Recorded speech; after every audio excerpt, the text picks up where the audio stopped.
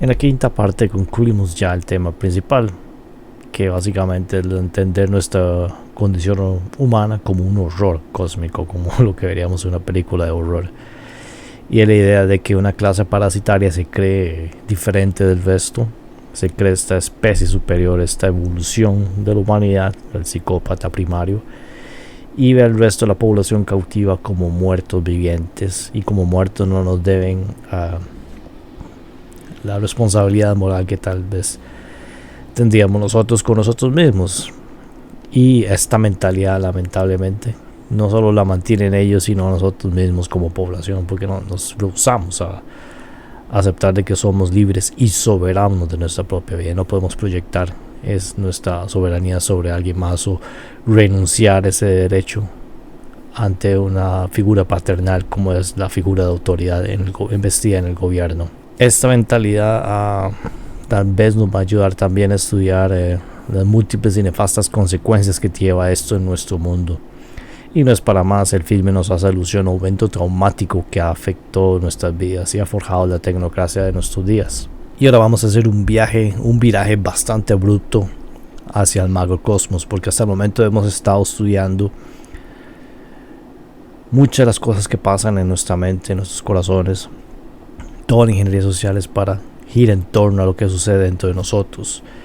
Pero eso no es un evento aislado, no son hechos aislados, sino que se van a ver reflejados en el mundo exterior, bajo el mismo principio de correspondencia, donde los eventos en el mundo pueden influenciar el mundo interno mental y viceversa.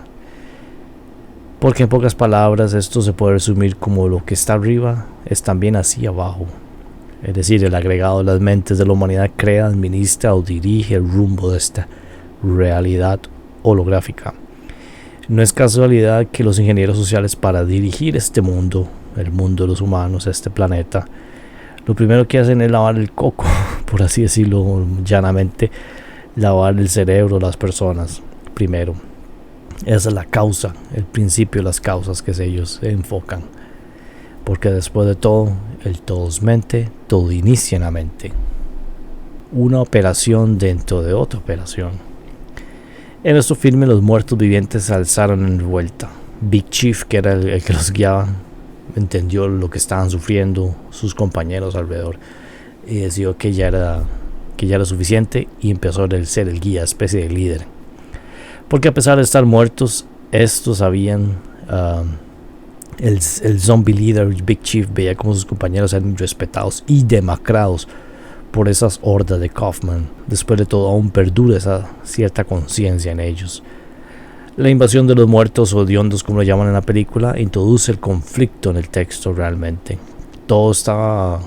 Sí, a pesar de que era un mundo post-apocalíptico, ya estaba establecida la rutina de los personajes. En este caso era de gente como Riley Chotlo y su banda, y perpetuar el saqueo. Pero el conflicto es cuando los hediondos se alzan en revuelta, decir ya no más, por así decirlo. Y no solamente existe esta introducción de crisis, sino que Cholo aprovecha esto como su oportunidad para iniciar otra crisis dentro de esta crisis. Una operación dentro de una operación. Al leer y ver la literatura del ataque a las Torres Gemelas, se puede entender que este evento haya dejado una huella en la psique de las personas en el planeta. Y eso me refiero al 11 de septiembre del 2001. Independientemente de la causa o quiénes fueron los perpetradores del ataque, sus efectos aún no afectan hoy. Y tal vez, eso suena tal vez muy lejano para mucha gente, hace más de 20 años, 23 años, casi 23 años, pero sus efectos, lo que pasó ahí, sembró una semilla de lo que estamos viendo ahora. Porque luego de este evento, los gobiernos y organizaciones de inteligencia se salieron del closet y se dieron la ilusión para invadir la privacidad y violentar los derechos innatos de los demás. De ahí es que ahora Gmail o Google puede leer su correo electrónico, que las empresas de comunicación pueden leer las comunicaciones entre pares o lo que está leyendo usted o lo que está escribiendo con otra persona por miedo a este antiguo terrorista mágico que estaba en todas esas células terroristas que estaban por todo lado. Eso fue antes del virus mágico del 2020. Y debemos recordar que en el Medio Oriente se vio una catástrofe peor, porque la zona fue completamente desestabilizada por supuestas armas de destrucción masiva. Y debemos entender que ya son 23 años y hay generaciones enteras que han crecido y han muerto lamentablemente sin haber conocido la paz, o por lo menos no estar bombardeado por fuerzas extranjeras. No obstante, cuando se estudian las causas y los hechos mismos de este evento el 11 de septiembre, empezamos a notar ciertos paralelismos con el evento traumático de nuestro texto. Eso es lo que me pareció muy interesante al estar analizando últimamente el texto, que podemos ver cierto paralelismo en lo que pasa en el texto con las Torres Gemelas. Lo primero que podemos notar es que el catalizador del evento fue cuando Cholo se robó el vehículo blindado Death Reckoning, que era un arma de destrucción masiva que tanto Riley como Kaufman decían que eran los dueños. Riley porque fue el que lo diseñó y construyó, y Kaufman porque fue el que puso los recursos y el dinero para la infraestructura para construirlo. Eso sería un armamento de alta tecnología y de alto poder. En este fotograma que estamos viendo ahorita, que es la invasión de los zombies, Cholo y sus secuaces decidieron utilizar el poder bélico del vehículo para chantajear a Kaufman. Creo que no me acuerdo el personaje que le preguntó: ¿no deberíamos estar ayudando a estos? No, dijo Cholo, no, si los hediondos quieren entrar, dejemos que entren. Y se escaparon con el vehículo. Y en cierto momento Cholo llama a Kaufman y le dicen: quiero que me pague lo que me debe, que son como 2 millones más intereses, algo así dice él. Y cuando termina la conversación, el otro asociado de Kaufman le dice: ¿por qué no le paga? Y Kaufman lo que dice es: nosotros no negociamos con terroristas. Y si se acuerda, si usted estuvo vivo y no se acuerda de las noticias que salieron en el 2001, esta es la misma tónica con la que la presidencia Bush y todo el poder establecido del occidente dio a entender con la cruzada del 2001, que ellos no negociaban con terroristas. E incluso en cierto momento de nuestro texto, conforme se acerca la línea o la hora meta para entregar el disque de dinero para Cholo, le dice Kaufman a sus asociados: no se preocupen. I recognize that some of you are concerned, and I want to assure you that if anything goes wrong, measures have been taken. De hecho, Bush dijo algo muy similar en el 2001, que es este extracto que estamos viendo acá. Él dijo: he estado en contacto regular con el vicepresidente, el secretario de Defensa, el equipo de seguridad nacional y mi gabinete. Hemos tomado las precauciones de seguridad apropiadas para proteger al pueblo estadounidense. Nuestros militares en casa y alrededor del mundo se encuentran en estado de alerta. Y hemos tomado las precauciones de seguridad necesarias para continuar las funciones de su gobierno. Entonces vemos que Kaufman no solamente representa esa clase parasitaria, sino que empieza a ser como este prototipo de George Bush. De hecho, Bush el tonto que estamos viendo acá, empieza a hacerse como ese testaferro de esta clase parasitaria, esta serie de familias que viven a costas de los demás. Entonces estamos haciendo ya paralelismos. Un evento terrorista, Kaufman puede ser Bush, Cholo es esta fuerza separatista que se roba lo que creía Bush era de él y empieza a extorsionar a lo que sería el equipo del grupo de Kaufman. El ajuste de cuentas: Cholo y su grupo además fueron considerados como terroristas, como lo que dijo Kaufman. No obstante, esto no lo hacían por una causa religiosa como lo que nos vendieron en el 2001, sino por el puro dinero. Cholo quería cobrar lo que él creía que se le debía. Así pues, el autor empieza a realizar ciertas conexiones o paralelismos, como dije, entre nuestra realidad y la del filme.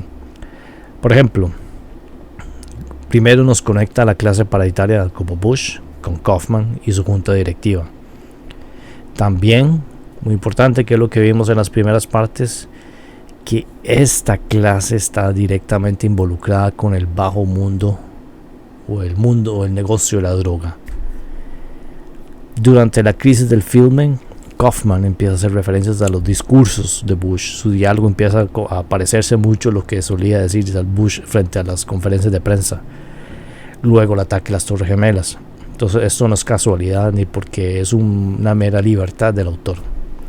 De igual manera nos dice que la crisis fue introducida por el ataque a los muertes, que fue dejada o permitida, como sucediera cuando Cholo tomó Red Reckoning. Entonces hubo una crisis, se supo que estaba pasando y se dejó que pasara para sacar provecho de algo. Y más tarde Cholo, aprovechando esto, introduciría una crisis dentro de una crisis. Hubo una operación dentro de otra operación. Existen varios autores que sugieren que el 11 de septiembre fue una tragedia, no solamente, pero que se dejó que pasara, o si no, incluso que se ayudó a que sucediera. Además, algunos autores sospechan que un tercer grupo supo de esto y decidió escalar el conflicto. Entonces no solamente tenemos el primer grupo de los disque terroristas, que eran los islamistas, sino que hubo un segundo grupo que sabía que estos iban a atacar o iban a hacer algo, y hicieron la vista gorda y dejó que pasara. Y algunos autores salen ahora que hay un tercer grupo que sabía de los dos primeros y se aprovechó para introducir su propia operación, una operación dentro de una operación. Así es, el 11 de septiembre fue un ataque, pero no por parte de yihadistas, según este texto, por zombies que apenas podían volar un Cessna. Al igual que Dead Reckoning, un grupo de terceros tomó armamento avanzado y decidió romper relaciones con los Kaufman de nuestro mundo. Muy importante, el ataque del 11 de septiembre, al igual que las conversaciones entre Cholo y Kaufman, fue un cese de operaciones o de contrato, de relaciones entre dos grupos claramente criminales que decidieron no, vamos a ir por nuestra propia cuenta. Y no es para más que Joseph P. Farrell en su libro Hidden Networks, las finanzas ocultas, redes fuera de control o Rogue Networks, y la hechicería secreta expande sobre esta tesis. Este introduce la idea así: fue planeada como tal una operación de múltiples niveles, cuya arquitectura fue diseñada para cumplir varios objetivos en un método eficiente. A su vez, esto implica que sus organizadores eran mucho más que fundamentalistas islámicos, sino personas con un detallado conocimiento financiero, político y hasta ocultista. Como leímos anteriormente, Jim Keith, ciertos miembros del aparato alemán nazi fueron importados hacia Estados Unidos luego de la Segunda Guerra Mundial. Igualmente, Farrell como autor indaga sobre esta serie de negocios o serie de contrabando de personas o elemento nazi o estas redes que se establecieron durante la Segunda Guerra Mundial, y él avanza que el poder angloamericano, que sería como la clase que ahora representaría Kaufman o Bush, o por lo menos en aquellos años, hizo esa especie de alianza estratégica con los antiguos fanáticos nazis, que es lo que hablaba Keith, que eso muchos pasaron a ser directamente con la NASA o los grupos de científicos o psicólogos que trabajarían para MKUltra.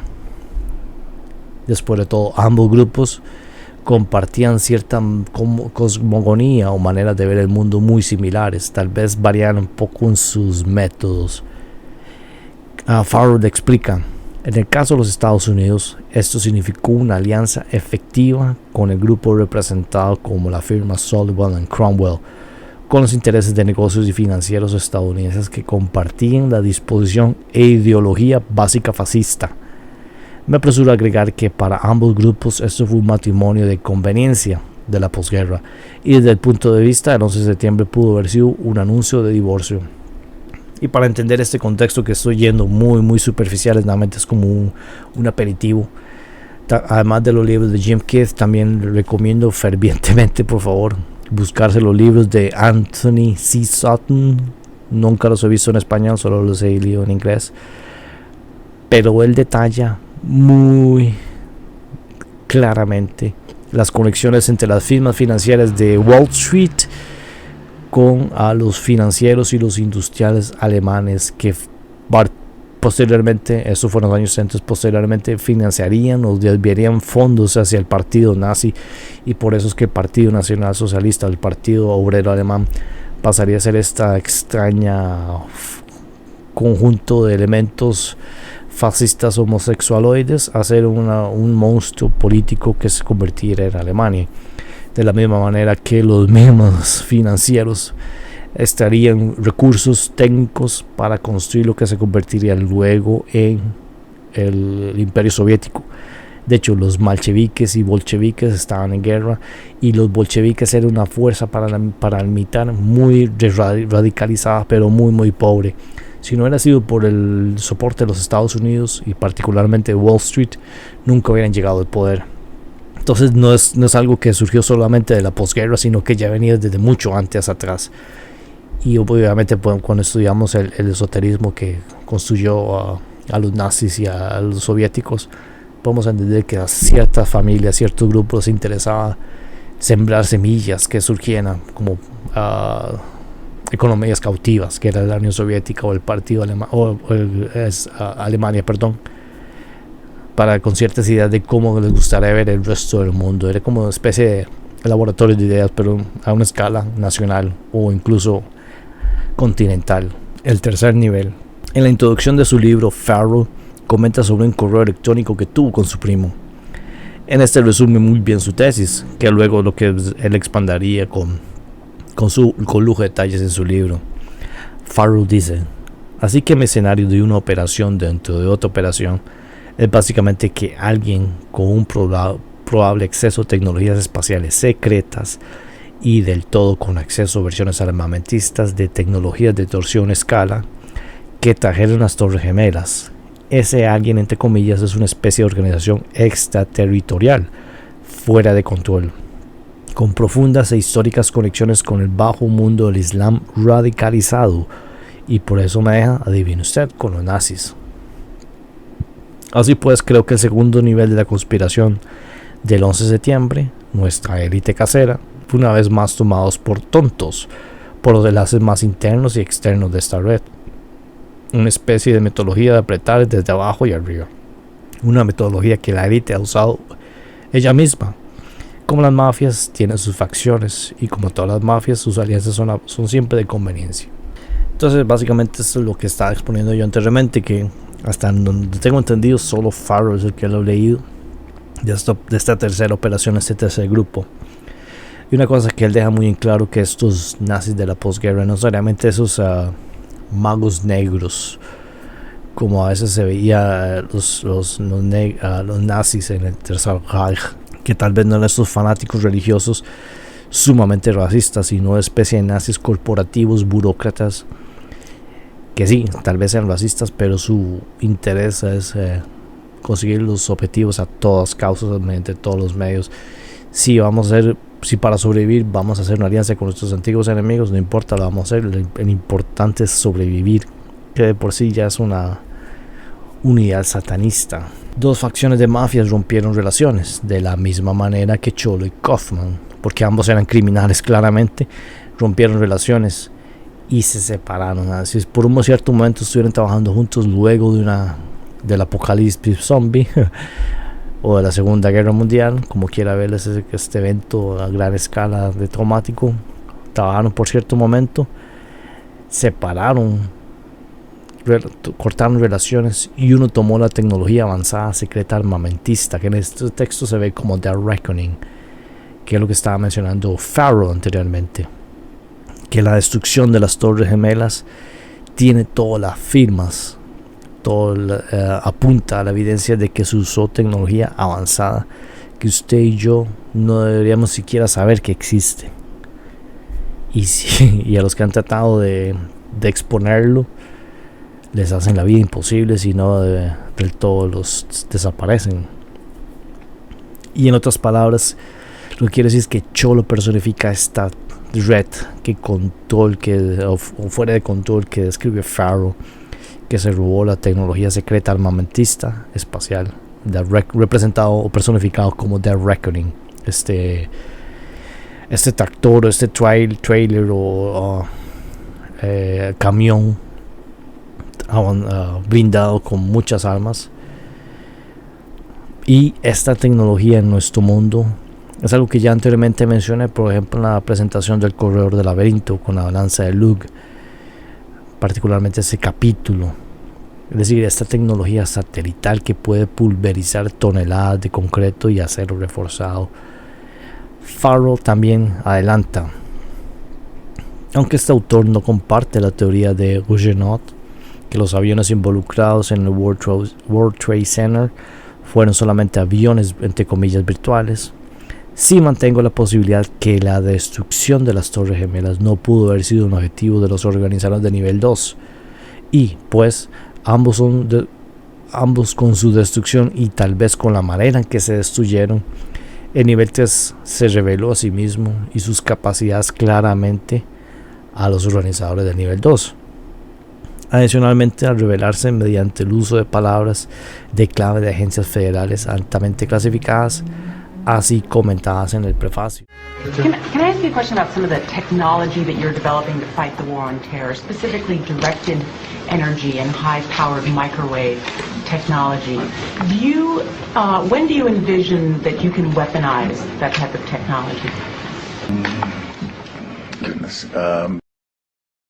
It is in, for the most part, the kinds of things you're talking about are in varying early stages. By 1962, the Department of Defense began weaponizing lasers as part of an arsenal that would come to be known as directed energy weapons. There's hot directed energy weapon systems and there's cold ones. Do you want to have anything you'd add? I don't think I would add much. I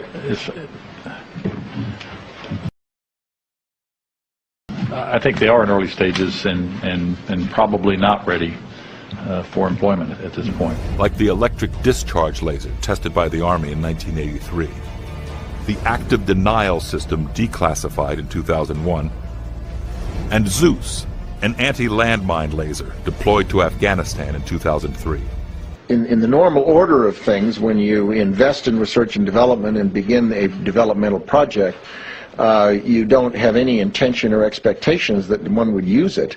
On the other hand, the real world intervenes from time to time, and you reach in there and take something out that is still in a developmental stage, and you might use it. It's gone. The Twin Trade Towers are fucking gone. We have low heat, unburned paper, low seismic impact, minimal debris, bathtub survives. Material-specific effects, toasted cars at a distance, tritium without ionizing radiation. It doesn't have ionizing radiation. There's really only one thing that fits the bill.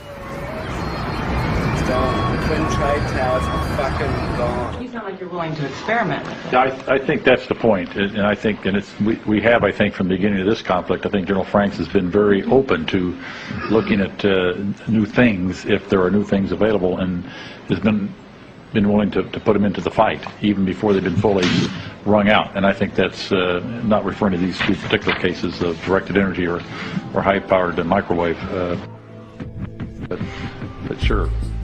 In 2007, there was a hearing to determine some of the illnesses caused during the Gulf War. According to the Veterans Affairs Committee, electromagnetic weapons were used, including high-powered microwaves. And the committee asked if some of these waves could have contributed to the illnesses.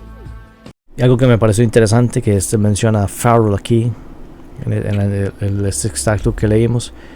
Bueno, no lo puse particularmente, pero él lo explica en el libro de que ciertas comunicaciones que había luego antes o durante o después del evento de las Torres Gemelas, de que aparecía gente mencionando términos altamente secretos, y que luego la presidencia Bush se daría cuenta de que alguien tercero ahí que tenía acceso a esta información, a las claves secretas de códigos secretos de armas, de acceso a infraestructura, acceso a sistemas, que debería tener códigos secretos, ultra secretos, y este tercer grupo lo estaba utilizando para infiltrarse.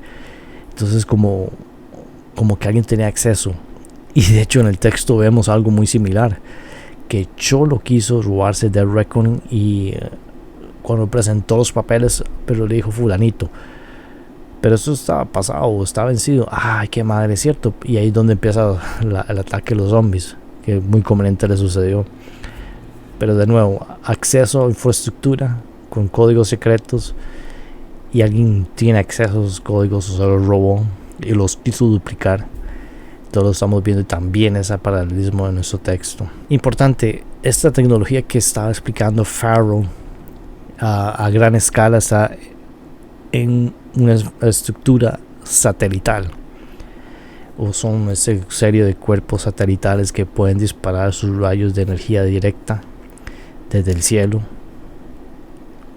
Esta tecnología también va de la mano con las telecomunicaciones y el entretenimiento mundial del internet.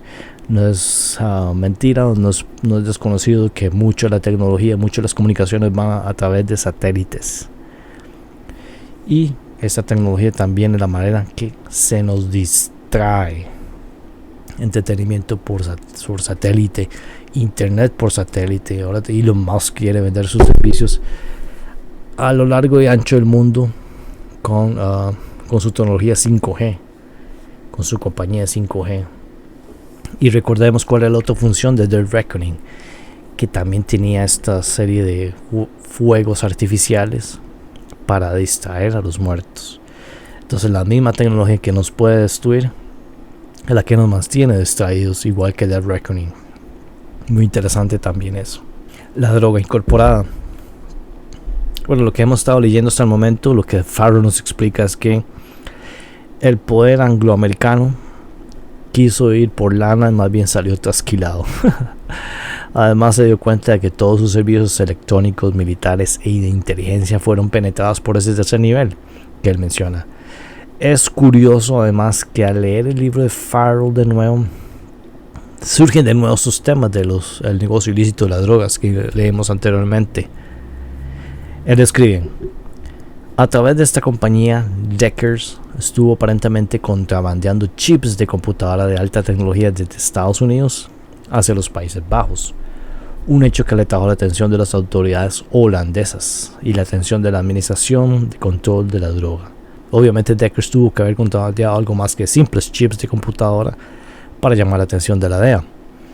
El contrabandista de la era Irán-Contra, Dietrich Reinhardt, fue vinculado al notorio contrabandista de drogas y piloto Barry Seal, conectado a las operaciones de contrabando en el aeropuerto de Mena, Arkansas, que tanto fueron parte de los escándalos tempranos del antiguo George Herbert Walker Bush y la temprana administración de Clinton. Una de las compañías de Reinhardt estuvo en Venice, Florida, y condujo negocios con así es, la compañía de aviación Hoffman de Rudy Decker.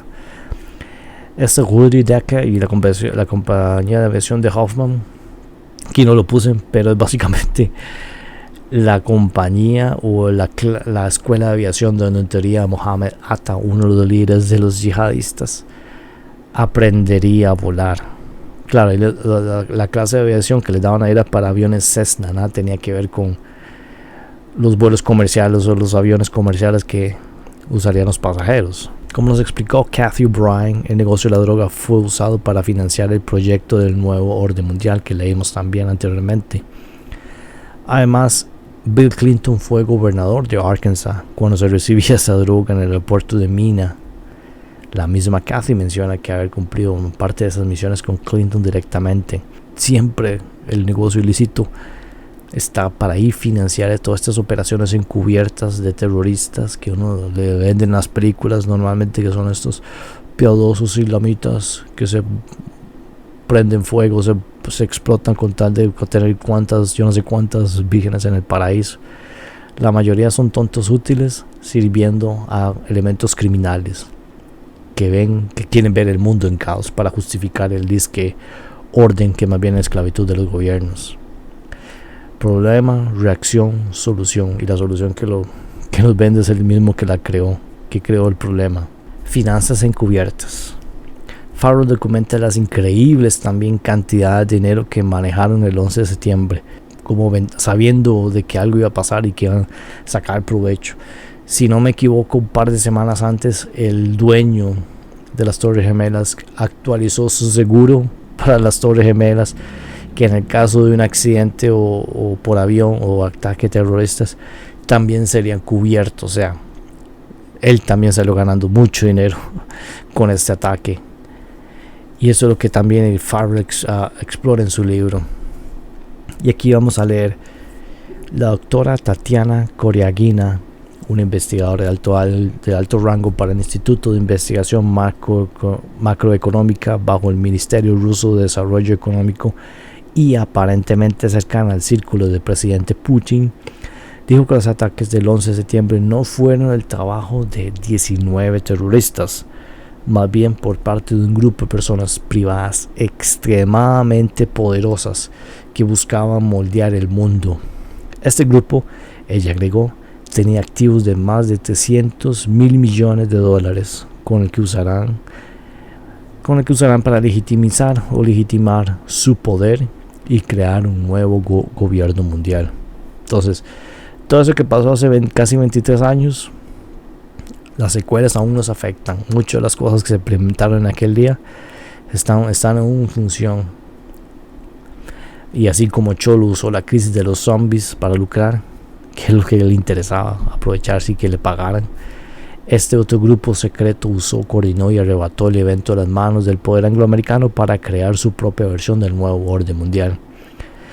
Y algo que no puse aquí particularmente es de que posiblemente todas esas invasiones de migrantes que son a manos de ONG, que también expuse en el corredor del laberinto, es muy posible que la gente que está detrás de eso, tal vez no nazis, pero sí un evento, un grupo, una serie de redes criminales con muy alto poder, con mucho acceso a dinero, a recursos, están utilizando entre comillas a los zombies, que son todos los, casi como nos llaman, todos los pueblos del mundo subdesarrollado o en vías de desarrollo, que le dice ahora, que sería África, el Oriente Medio, Latinoamérica. Literalmente nos llaman zombies y están utilizando los zombies para invadir las urbes del primer mundo, Europa y Estados Unidos. Que se tiene que ver las imágenes de eso para que vean la clase de estragos.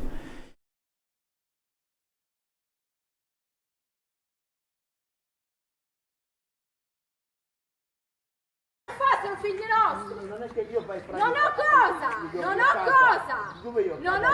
non vuol dire, qui non siamo dove vai tu? Dove vai tu? Ora ti mando io in galera. Te ne vai in galera, te ne vai, vergogna. Guarda che stai a fare, vergognati. Cosa? Cosa fai? Cosa?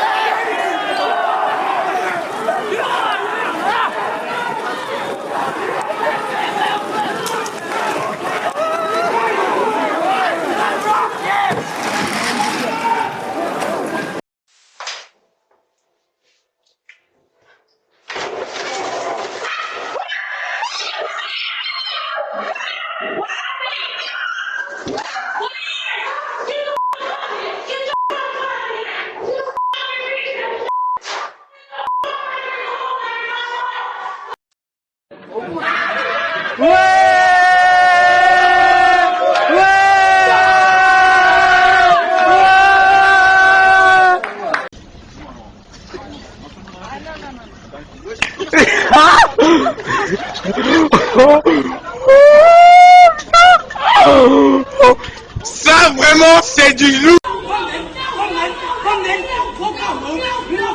Look. Man talking of the thing.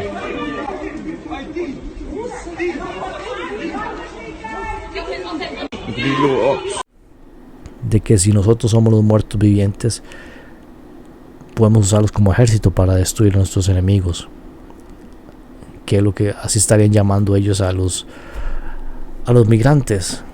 Y si lo vemos así también no está muy extraño que también estos grupos sigan siendo descendientes por lo menos ideológicos de los nazis.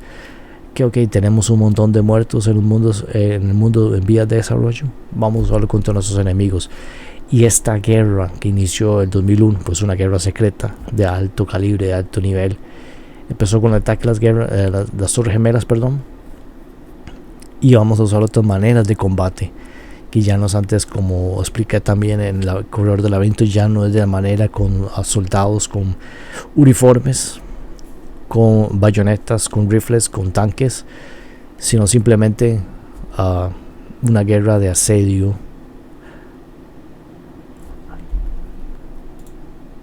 batallas de desgaste donde usted invade al enemigo, haciéndole incurrir en gastos, en inversión de tiempo, recursos, que podría verse mejor reflejado en otras cosas, que es lo que está pasando en todos nuestros países que tienen que dar cobijo a los inmigrantes, que muchas veces sí buscan mejor vida, pero muchas veces solo quieren vivir de la teta al Estado. Farr menciona que la Nazi Internacional, que ese sí es el nombre que le dio él, fueron antiguos actores o sobrevivientes o descendientes ideológicos de los nazis alemanes. Y esto es muy importante porque en nuestro texto, en teoría, no vemos a ningún nazi. De hecho, el que introduce este conflicto, esta operación, dentro de una operación, le dicen cholo. No sé si tal vez en los Estados Unidos, cuando se ve la película, entendieron muy bien el guiño del ojo que nos hizo Romero. Pero aquí en Latinoamérica cualquiera reconocería esa palabra. En lenguaje coloquial se le dice cariñoso a los mestizos. Casi todos en Latinoamérica somos mestizos. Y incluso me acuerdo que en las películas de Cantinflas él siempre le decía cholita a las muchachas, como de forma de cariño. En Costa Rica sucede lo mismo, hasta que se le puede decir a una señora mestiza o una muchacha mestiza, le puede decir negra, no porque sea de raza negra, sino porque tiene pelo negro. O también se le puede decir chola, pero esto no tiene nada que ver como ofensa, sino como una forma de cariño. Y esto es muy interesante porque lo que estamos estudiando es que es una rama, una red separatista fuera de control, descendiente de los nazis. Y en nuestro texto nos ponen a un tipo que se llama cholo y nos ponen a un actor latino. Entonces, ¿qué es esta incongruencia, podríamos decir? Pero de nuevo es un guiño del ojo para decirnos que lo que pasó en nuestro mundo en realidad es al contrario. Es por parte de un grupo que se enorgullece de su, entre comillas, pureza racial. En otras palabras, son todo lo contrario a un cholo o a cholo, que son estos nazis, que, como dije, puede que nos vean como zombies y nos utilicen para destruir a su antiguo enemigo. Y por eso muchos dicen que la Segunda Guerra Mundial los nazis no la perdieron, simplemente movieron operaciones. Y por cierto, los nazis eran una denominación de la vieja religión, una denominación más. Y estas huellas también están propiamente en el ataque a las Torres Gemelas, pero esto lo voy a tal vez destacar en otra futura parte. Y de nuevo, amigos, muchas gracias por su tiempo. Recuerden, no hagan mal y no se deje que le metan el dedo en la boca. Nos hablamos. Today, a young man on acid realized that all matter is merely energy condensed to a slow vibration, that we are all one consciousness experiencing itself subjectively. There is no such thing as death. Life is only a dream, and we are the imagination of ourselves.